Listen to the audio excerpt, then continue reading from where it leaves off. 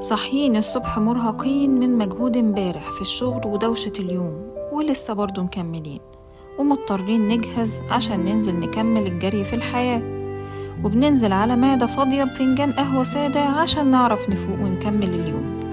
طيب ولو جربنا نبدل القهوة بحاجة مفيدة وصحية هتخلي مزاجنا أحسن وتدينا طاقة وحياة، إيه رأيكم؟ السر في الكاكاو الخام.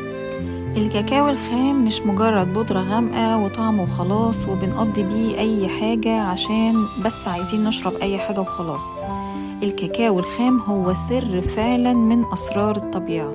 الحاجة اللي خلتني أختار الكاكاو الخام هي حاجة كلنا محتاجينها، وهي هرمون السعادة. الكاكاو الخام بيعلي هرمون السعادة اللي كلنا محتاجينه. ومش بس كده، الكاكاو الخام مضاد للأكسدة وبيقاوم التعب وبيدي طاقة حلوة قوي طول اليوم، بيحسن البشرة وبيحمي القلب والأوعية الدموية. وسر مخصوص للبنات هو بيأخر الشيخوخة، عشان أنا عارفة إن البنات كلها بتدور على النقطة دي.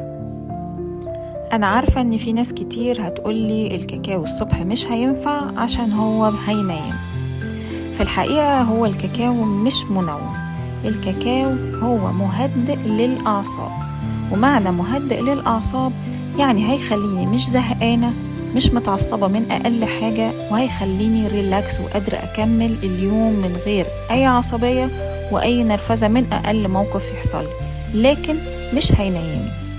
ولو مش هنقدر نستغنى عن الكافيين أو القهوة الصبح، نحط معلقة قهوة أو نسكافيه مع معلقة كاكاو.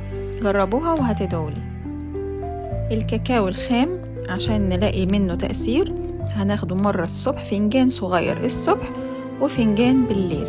وزي ما قلتلكوا الصبح هنضيف عليه قهوة أو نسكافيه عشان نفوق للناس اللي ما بتقدرش تستغنى عن الكافيين. الكاكاو الخام بيحسن المزاج وهيخليك نايم بالليل مرتاح، والصبح نازل شغلك وانت كلك طاقة. جربوها من أسبوعين لشهر وقولولي عمل معاكم ايه. الكاكاو الخام رسالة صغيرة بتفكرك إنك محتاج تفكر في نفسك وتسعدها، ودعوة مني ليكم ربنا يسعد أيكم.